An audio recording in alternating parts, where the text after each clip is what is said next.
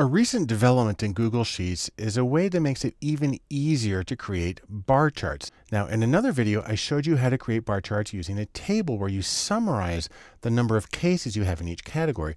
But Google Sheets is also able to do this with raw data. So here I just have a list of a whole bunch of followers. We have Pinterest, Facebook, so on and so forth. We can scroll down. You can see they're all kind of jumbled in there.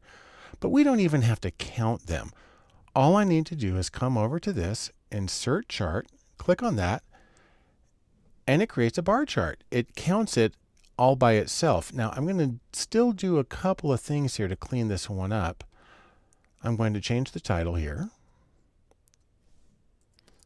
so that it says social media followers by platform.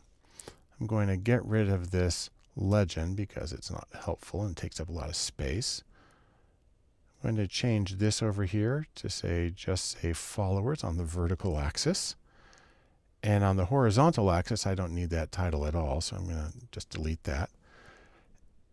And there you have it. You got a bar chart, quick and easy. Now, the only major qualification on this one is that you see the bars are out of order.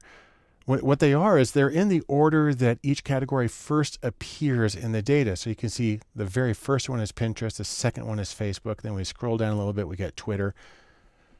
And you can't modify that. And so that's one small problem, but it still makes it really easy to see that most of the followers are from Facebook, the least are from Medium, and it lets you start getting insights in your data without even having to do the data prep of putting it in the table first.